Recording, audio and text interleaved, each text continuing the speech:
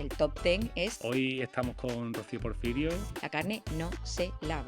El alimento caducado tiene siempre que tirarse.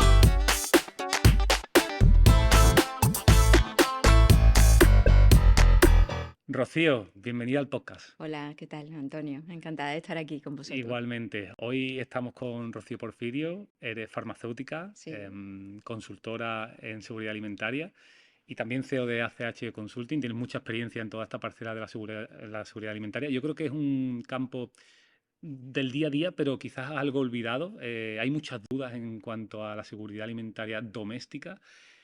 Pero sin embargo, vemos noticias incluso de casos graves como incluso hasta muertes, ¿no? ujú. Por intoxicaciones, por un consumo de pasta tardío de 3 4 días por Bacillus cereus o casos de salmonelosis. Casos que no son comunes, pero sí ocurren, ¿no? Entonces, mi primera pregunta quería que nos enfocáramos a los errores más comunes que tú crees que pueden pasar en una cocina doméstica o incluso en un restaurante para que se puedan dar problemas de seguridad alimentaria. Pues, a ver, yo creo que tenemos la sensación, ¿no? O tenemos siempre la falsa creencia de que todas las intoxicaciones alimentarias la cogemos cuando salimos a comer fuera, ¿no? Y estamos en un error porque muchas de las intoxicaciones alimentarias son intoxicaciones alimentarias domésticas. ¿Por qué? Pues porque en un restaurante hay una cocina, en nuestras casas hay una cocina. Entonces, en seguridad alimentaria, en los restaurantes, a nivel de restauración, es obligatorio implantar lo que se llaman las prácticas correctas de higiene. Es decir, ¿qué hago yo en una cocina? ¿No? Pues yo en una cocina recepciono, almaceno, elaboro en frío, en caliente, descongelo, no descongelo. Pero bueno, es que eso es lo mismo que haces en una cocina en tu casa. Entonces, ¿cuáles son los errores? Pues los errores asociados a todas esas prácticas correctas que estás haciendo. Si voy a comprar, pues si voy a comprar, puedo romper la cadena de frío, ¿no? Empezamos por la cadena al principio. ¿Por qué? Pues porque si me voy a un centro comercial, hago la compra y hago la compra lo primero porque es un poco lo más pesado, lo más rollo, después me voy de tienda y estoy más de 2 horas, rompo la cadena de frío. Ahora llego a mi casa y lo meto en el frigorífico, ¿vale? Pero es que ya he roto la cadena de frío, punto uno. Entonces ya no es que el producto que hayas comprado esté en mal estado, no, es que el mal estado, el que ha roto la cadena de frío ha sido tú. Ahora llego y ahora decimos, bueno, venga, todo en el frigorífico, vale, todo en el frigorífico, pero es que el frigorífico es un electrodoméstico que tenemos en casa, pero que no es la misma temperatura en todas las partes del frigorífico. Entonces, lo típico de, bueno, venga, ¿cuál es la parte más fría, no? Yo lo comento en las clases, cuando doy clases en la escuela, que también doy clases en la escuela de hostelería, y todo el mundo dice, no, la parte de arriba del congelador. Bueno, la parte de arriba del congelador, que es la del cajón de plástico, la de arriba. El cajón de plástico es el cajón. ¿Por qué? Pues en el cajón de plástico la temperatura es mucho más alta porque el plástico actúa de aislante térmico. Entonces ahí tenemos que meter la fruta y las verduras. Y la parte de arriba es la más fría, justo la más fría. Entonces tendemos, por ejemplo, a utilizar esa parte para las bebidas. Y nos olvidamos que en esa parte más fría lo que tiene que haber es la carne, el pescado y aquellos alimentos que tienen pues una actividad del agua mayor y que por lo tanto son más, vamos, por decirlo de alguna manera, que los bichitos, las bacterias son los que primero atacan, ¿no? Claro. Porque le ofrecen unas condiciones de crecimiento que dicen, aquí yo me voy y estoy muy a gusto. Entonces, claro, yo conservo los productos en la nevera, los almaceno, pero los almaceno a una temperatura adecuada. ¿Vale? Lo que sea más frío tiene que estar en la parte más fría y después, en función de eso, el cajón de las verduras pues tienen la fruta y las verduras. ¿Por qué conservamos la fruta y la verdura? Porque realmente muchas se podían consumir, o sea, se podían conservar a temperatura ambiente. Pues porque no tenemos una temperatura uniforme en las cocinas de nuestras casas, igual que ocurre en los huevos, ¿no? Que es una pregunta muy recurrida. Y dice, bueno, voy a un supermercado y me encuentro los huevos puestos allí todos en el palé y resulta que yo en mi casa los tengo que meter en el frigo. Pues por lo mismo, porque en el frigorífico mantenemos una temperatura estable y sin embargo en las cocinas, sobre todo ahora que se acerca el calorcito, pues imaginaros la temperatura que se pueden encontrar a esta hora, Claro. ¿no? Entonces, el almacenamiento, eso es a temperatura controlada, en frío positivo o negativo, pero si después nos pasamos al almacén, como yo digo, a la despensa, pues ahí lo que tenemos que aplicar, lo que se llama en restauración el FIFO. Es decir, lo primero que entra, lo primero que sale. Vamos a comprar 10 paquetes de pasta, pero es que a lo mejor tenemos 4. Vamos a sacar los 4 y vamos a meter, porque después empezamos a repasar y pasan cosas como las que tú has comentado de la pasta, no solamente en la elaboración, sino porque, a ver, la pasta tiene un periodo de caducidad bastante largo, porque además es consumo preferente, pero claro, todo acaba por, en un momento determinado, estropearse, ¿no? O contaminarse. Entonces, y a la hora de la elaboración, pues lo mismo. O sea, ¿qué hacemos nosotros para elaborar? Pues a veces descongelamos, que si quieres ahora contamos un Sí, poco cada una de las partes, descongelamos, recalentamos, enfriamos.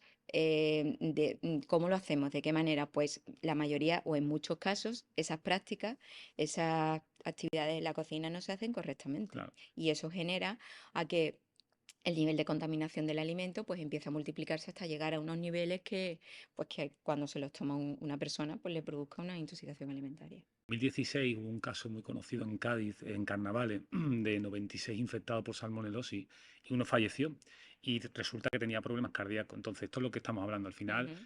probabilísticamente lo normal es que no te pase nada, Claro. pero si tú tienes una enfermedad de base que no conoces todavía, podría ser un gran problema. Entonces yo creo que ahí es muy importante desterrar ese mito, como tú dices, del que no mata engorda, ¿no? Sí, sí, Y cuidar por esta seguridad alimentaria, que yo creo que hoy vamos a dejar estas bases muy, muy bien sentadas sí. para que la gente sepa dónde sí y dónde no. Y ahí en la parte de almacenamiento, creo que una gran duda también es la parte de congelación, porque pensamos quizás que el congelado lo mata todo y que todo vale dentro del congelado.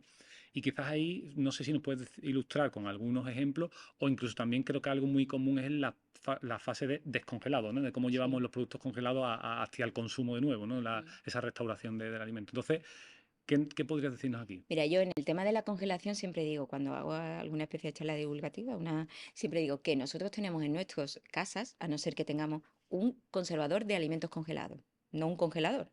Si nosotros tenemos un congelador habitualmente a menos 18, menos 19 grados, lo que estamos haciendo es conservar alimentos que previamente ya compramos congelados.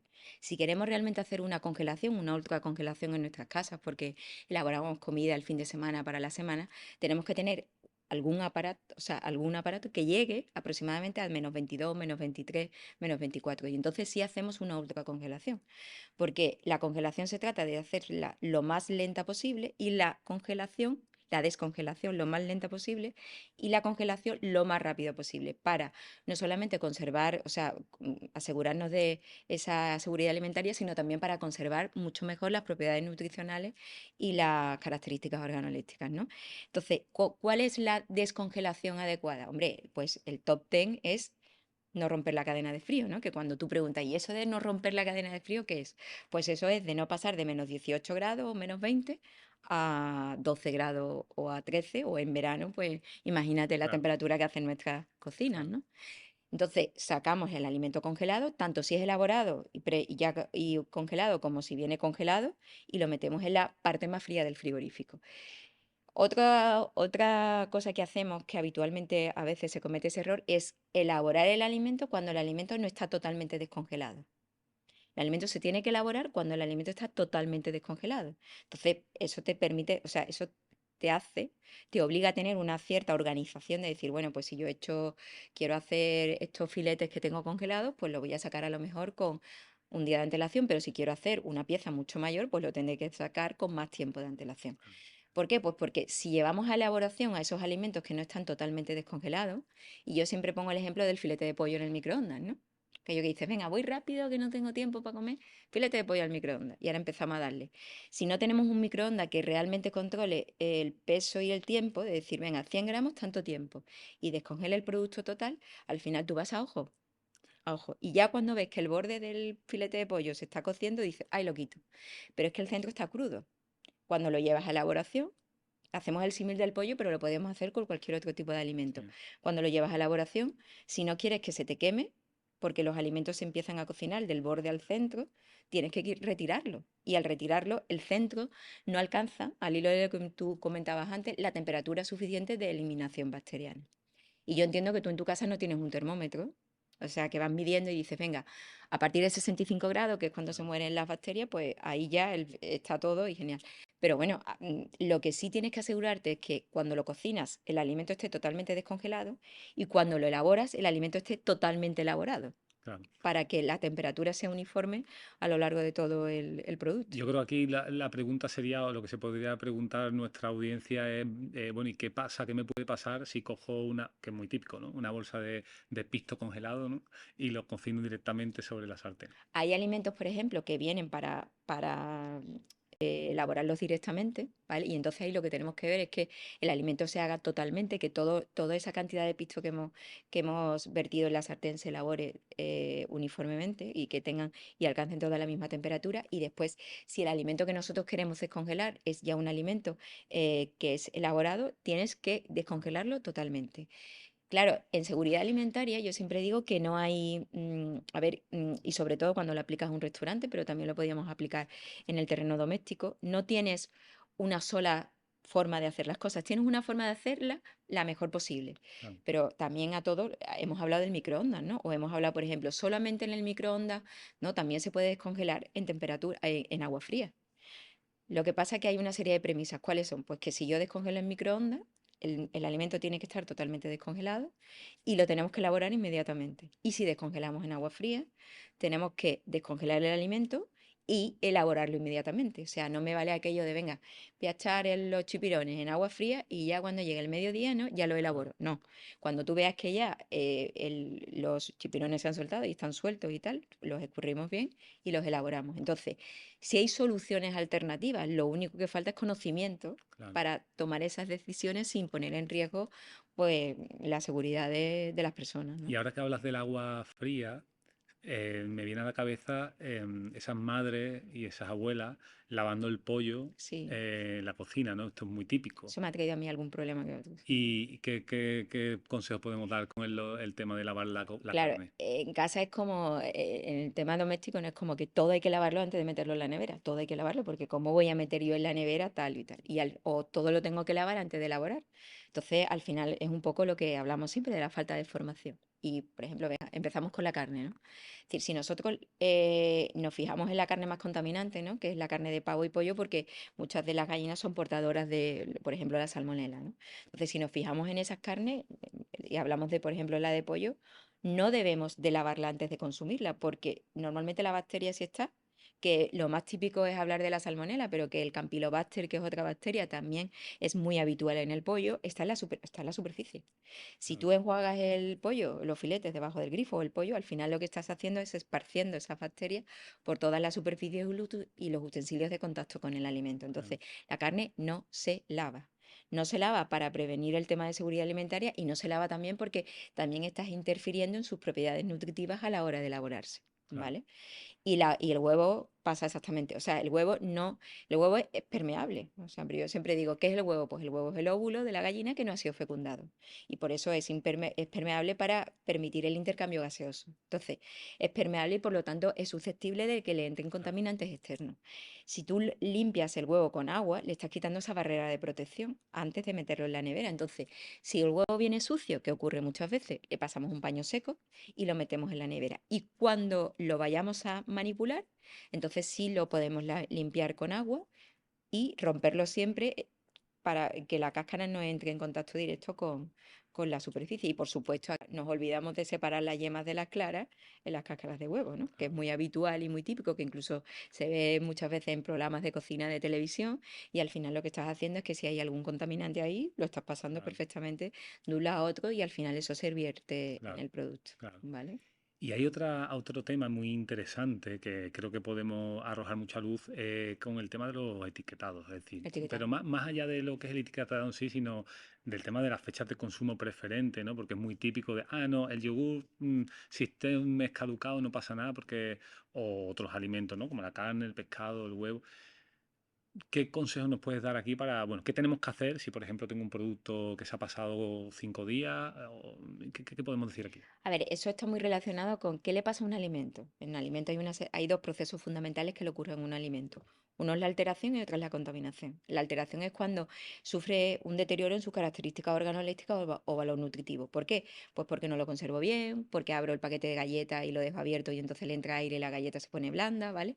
Y después hay un proceso de contaminación, es cuando hay un agente externo ajeno que no forma parte de la composición normal del alimento y que se introduce en él y produce un riesgo para el consumidor. Claro, Entonces, si realmente tú lo que quieres es evitar el tema de qué ocurre con el consumo o las caducidades, pues el consumo o las caducidades, cuando el alimento viene envasado, tienes que fijarte en lo que pone en la etiqueta. ¿Qué es caducidad?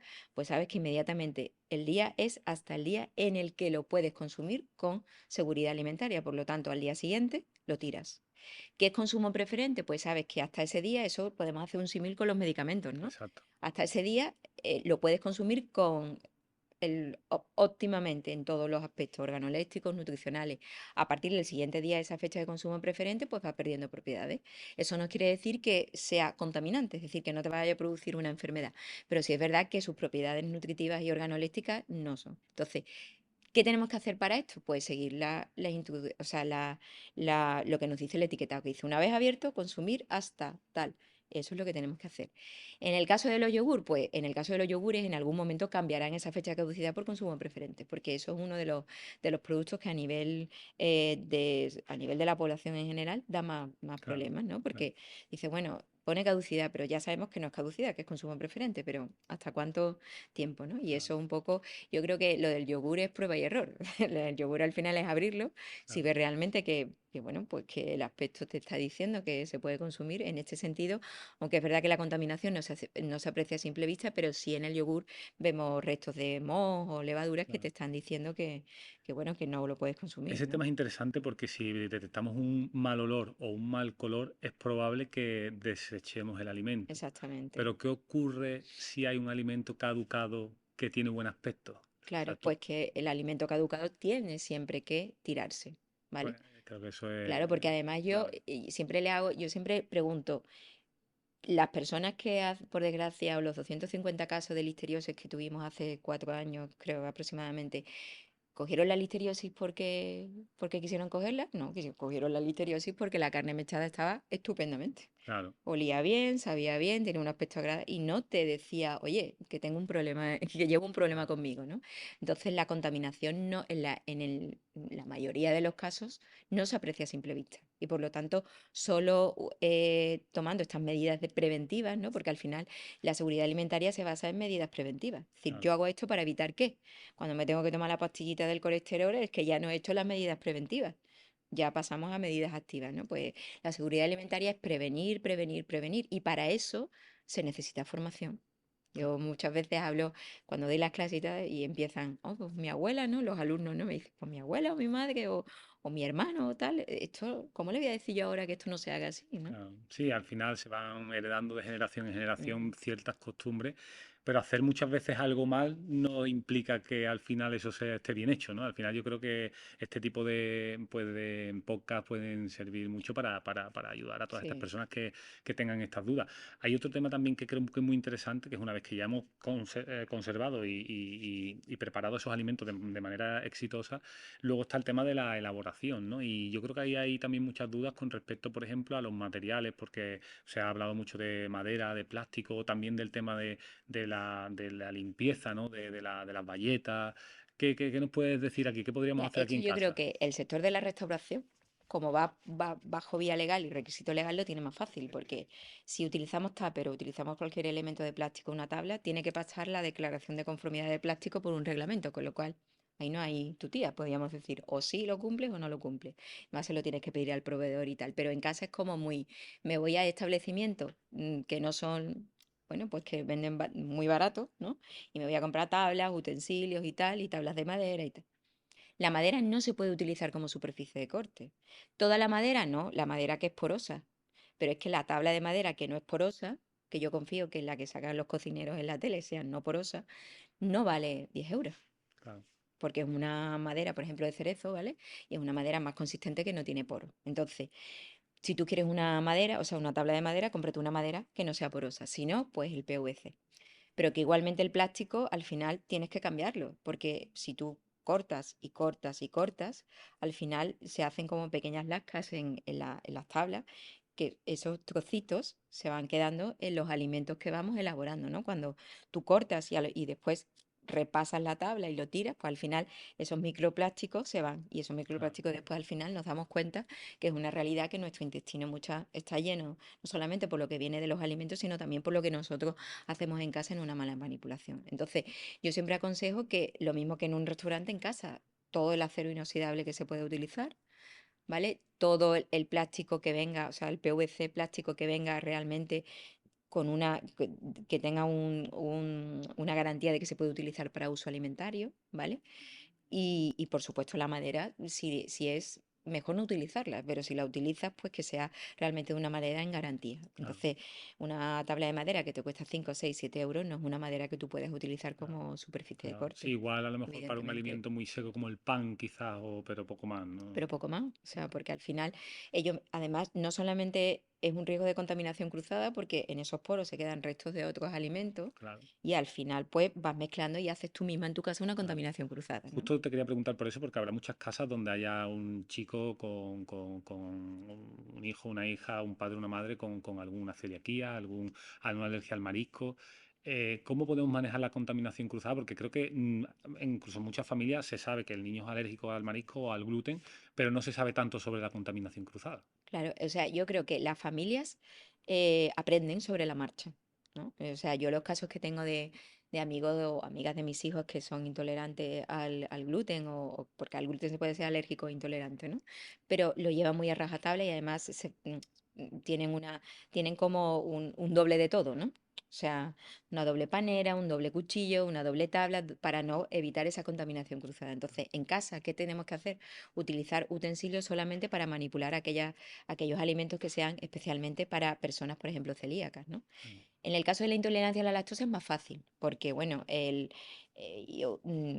simplemente bueno, pues fijarte un poco que si vas a cortar dos quesos, puedes utilizar es muy típico que la mayoría de los panes que no son a lo mejor de masa madre que tengan lactosa, entonces fijarte mucho en qué pan vas a cortar si eres intolerante a la lactosa. claro, Y a ver, si eres muy intolerante a la lactosa, ¿no? Si tienes ese grado máximo, pues a lo mejor eso te afecta, a lo mejor no te afecta si tienes un grado menor, ¿no? Porque puedes tomar determinadas cosas, ¿no? Entonces yo creo que pasa sobre todo por la formación a nivel doméstico cuando se te presenta algún caso, porque es lo típico que te dicen, al final me he dado cuenta, ¿no? Que todo tiene lactosa. Si claro. no tiene la lactosa en sí, tiene un derivado tal, tiene un aditivo tal, no sé cuánto es. Eso, conocer, informar. Y después, hoy estábamos comentando en el foro en el que hemos participado, que el tema de los alérgenos en la restauración no está del todo bien implantado. Es decir, un restaurante que tenga una carta con alérgenos con su leyenda no quiere decir que tenga bien implantado un plan de Claro. alérgenos. El plan de alérgenos te das cuenta que está bien implantado, bueno, cuando ves la cocina y ves que sigue la cadena, desde la recepción hasta la elaboración, y sobre todo cuando la formación del personal es buena. Claro. Y a mí que lo sufro personalmente, porque yo soy intolerante a la lactosa y a la fructosa, es muy típico que yo veo en un establecimiento, ¿no? Cada vez menos, también es que es verdad.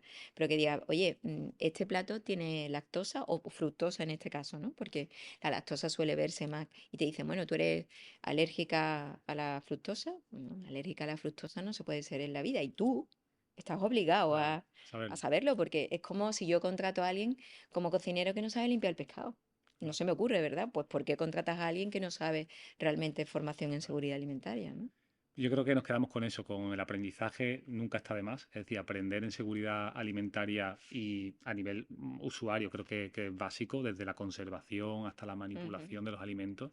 Yo creo que has dejado muchas pinceladas muy interesantes para todos los que nos vean y nos escuchen. Y no sé si quieres, por ir terminando, Rocío, comentar algo más, algún consejo que quieras dejar Sí, a para mí me todos. gustaría que, o sea, a nivel doméstico me gustaría que las personas tuvieran el mismo interés en informarse en seguridad y formarse en seguridad alimentaria como en nutrición. Y me Mm, gustaría que o sea, iniciativas como la vuestra, o sea, o sea, yo personalmente las agradezco mucho, pero creo que el consumidor, la persona que está detrás, que lo va a escuchar o que lo va a ver, lo tiene que agradecer porque es que la seguridad alimentaria parece que no existe. eso es, No existe. O sea, ves programas de cocina a nivel nacional, o autonómico o local, y no existe, porque ellos, los propios muchas veces profesionales, les da igual. Incluso los que participan en esos programas, les da igual. Y claro, entonces, vale, está muy bien reciclar el vidrio, pero si me estás cocinando con las uñas claro, o tienes gorro, o por ejemplo, cuando haces una prueba en el exterior y resulta, ¿dónde está el punto de agua para lavarse las manos? claro, Por ejemplo, ¿no? claro. Entonces yo creo que a nivel divulgativo, a nivel de programas, a nivel de que al final eso cala mucho en el espectador, ¿no? Tiene que haber una mayor divulgación en el sentido de seguridad alimentaria. Pues nada, Rocío, muchísimas gracias por Gracias a tu vosotros. aportación. Espero que hayas estado cómoda y nada, nos Sí, vemos muy pronto. ha sido un placer. Muchas Muchas gracias.